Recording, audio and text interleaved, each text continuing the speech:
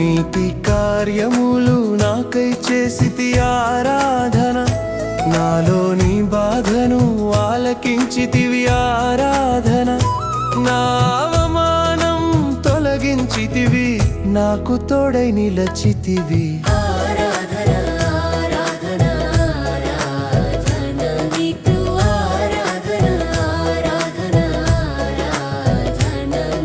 ఏ సాతానుడు కూడా నిన్ను ప్రభు నుండి దూరం చేయలేడు. ఇదిగో ఆ గుప్పిటిని ఎవడు కూడా విప్పలేడు అని దేవుడు ప్రభు అయిన యావే పలుకుతూ ఉన్నాడు.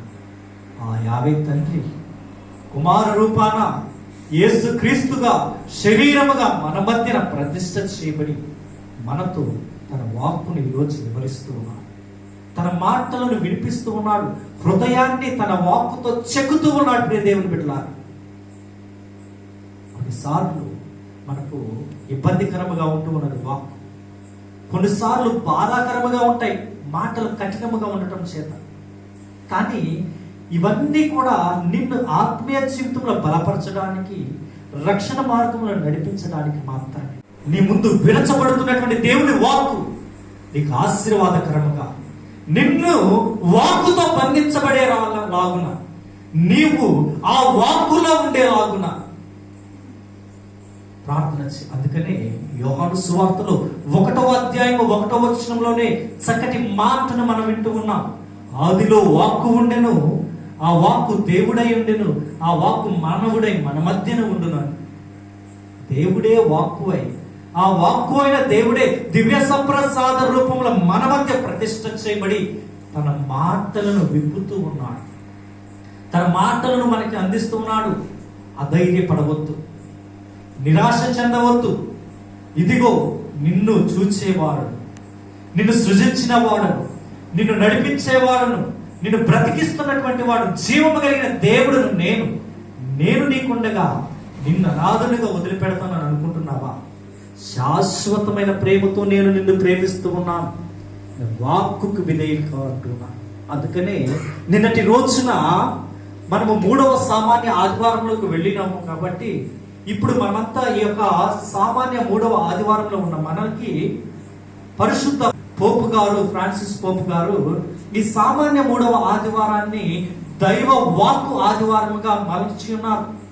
ఈ వారమంతా కూడా దేవుడు వాక్కు విరివిగా విరచబడటానికి, అది ఆశీర్వాదముగా మన జీవితంలో జరగడానికి ఇదిగో దేవుని వాక్కును మనకు అందిస్తూ ఉన్నారు. ఈరోజు ఆ వాక్కే, ఆ దేవుని శక్తే మనందరినీ కూడా ఆత్మీయతలో బలపరుస్తూ ఉన్నది. ఇదిగో నీవు గాఢాంధకారమైన లోయలలో నడిచినను నేను నీకు తోడై ఉంటాను. నీవు అగ్నిలో ఉన్నా సరే నేను నీతో నడుస్తాను. నీవు ఎక్కడ ఉన్నా నా యొక్క కంచెను నీ చుట్టూ తలచు, ఇరు ప్రక్కల నేను నీకు తోడుగా ఉండి నేను నిన్ను నడిపిస్తాను. నీ దేవునితో, ఆయనతో పోటీ పడతావా? యుద్ధం చేస్తావా? ఏ విధముగా అయినా నీలోకి ఆయనను కలుపుకోవడానికి, ఆయనతో నీవు ఉండటానికి ప్రయత్నం చేయి. ఈ సమయంలో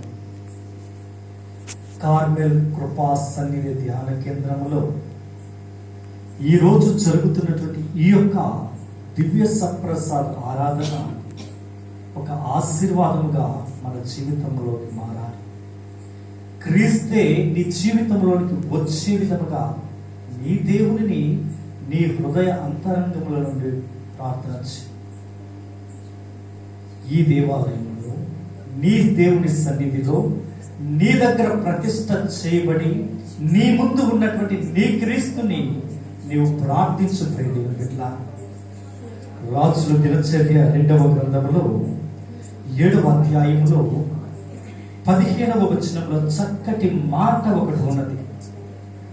ఏమిటి ఆ మాటని ఒకసారి మనం గనక పరిశీలించినట్లయితే, మీరీ దేవాలయమున అర్పించు ప్రార్థనలను ఎల్లప్పుడూ ఆదరముతో ఆలింతును అని ప్రభు అంటున్నారు.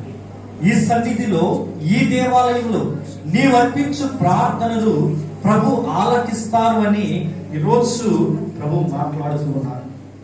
16వ వచనంలో ఆ ప్రభు ఏమంటూ ఉన్నాడంటే, నేను ఈ మందిరమును ఎన్నుకొని దీనిని పవిత్రపరచితిని, ఇచ్చట నాకెల్ల కాలమును పూజలు జరగవలెననియే నా కోరిక అని ప్రభువు పలుకుతూ, నేను కలకాలము ఈ మందిరమును ఆదరాభిమానాలతో పరామర్శించుచుందును, సంరక్షించుచుందును అంటూ ఉన్నాను.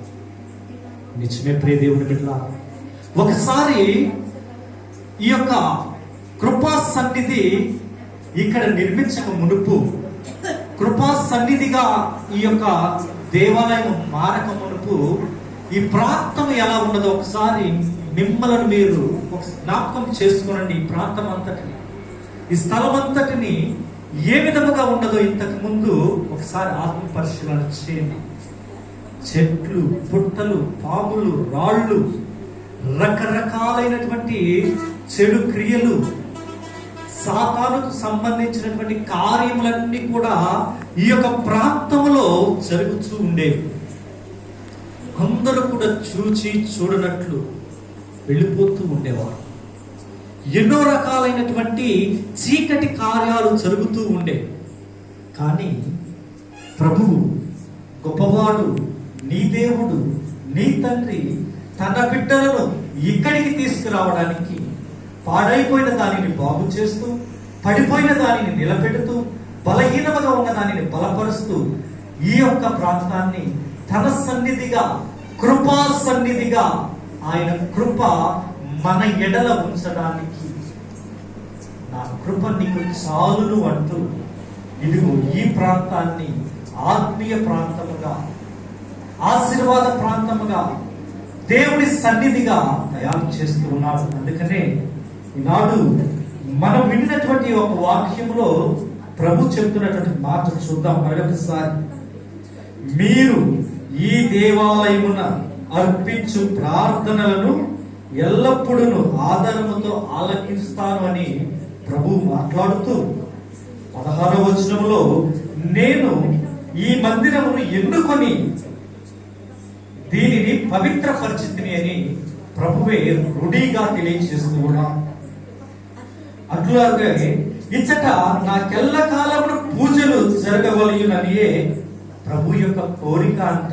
చూడండి, రాజుల దినచర్యలో 2వ అధ్యాయం 7వ వచనము 15-16 వచనాలలో ప్రభు పలుకులు ఒకసారి వినండి. నేను కలకాలము ఈ మందిరమున ఆదరాభిమానాలతో పరామర్శించుచుందును, సంరక్షించుచుందును అని గొప్ప మాటలను ఈ యొక్క కార్మెల్ కృపా సన్నిధి దేవాలయం నందు ప్రభు ఉంచి, ఆయన ఉండి దివ్య సప్రసాద రూపములు ఈ వాక్య రూపాన మీ అందరిని ఆశీర్వదించడానికి, ఈ సన్నిధిని ఆశీర్వదించి మిమ్మల్ందరినీ కూడా ఇక్కడికి తోడుకొని వస్తూ ఉన్నాను. ఎంత ఆశీర్వాదం అండి మనకి, ఎంత దీవెన. ఒకసారి చూడండి, పరికించి చూడండి. ఇంతకు ముందు ఎలా ఉన్నది ఈ స్థలము, ఇప్పుడు ఎలా మారిందో, తరువాత ఎలా మారబోతున్నదో దేవుని యొక్క ఆలయం ఒకసారి హృదయంలో మననం చేయండి. దేవుని కార్యాలను ఇక్కడికి వచ్చిన తర్వాత ఈ కృపా సన్నిధుల ఆశీర్వాదాలు పొందుకున్న వారు, సాక్ష్యాలు చెప్పిన వారు మనం చూసి ఉన్నాం. ఎంతో మంది తమ జీవితాలలో తాము పొందిన ఆధ్యాత్మిక అనుభూతిని ఇదిగో ఈ యొక్క దేవాలయంలో, ఈ సన్నిధిలో దివ్య సప్రసాదనాథుని ముందు సాక్ష్యాలు కూడా చెబుతూ ఉన్నారు. ఈరోజు అవకాశం మళ్ళీ మనందరికీ ఆ ప్రభు కల్పిస్తూ ఉన్నాడు, అవకాశాన్ని ఇస్తూ ఉన్నాడు. వాక్కు విరివిగా ఇక్కడ విరచబడుతూ దేవుని యొక్క ఆశీర్వాదాన్ని మనకు అందిస్తూ, దీనిని ఆయన ఆశీర్వదిస్తూ, ఈ దేవాలయంలో నాకెప్పుడు పూజలు జరగవలననియే నా కోరిక అంటూ ఆ ప్రభువే మాట్లాడుతూ ఉన్నాడు. ఈ యొక్క క్రీస్తు రూపమున, శరీరమున అప్పముగా మన మధ్య నెలకొని ఇదిగో ప్రతిష్ఠ చేయబడి ఆశీర్వాదాలను అందించడానికి మనతో మాట్లాడుతూ ఉన్నాడు. ప్రియదేవుడు స్తోత్రము, నీ దూతలతో సంరక్షించు దేవా.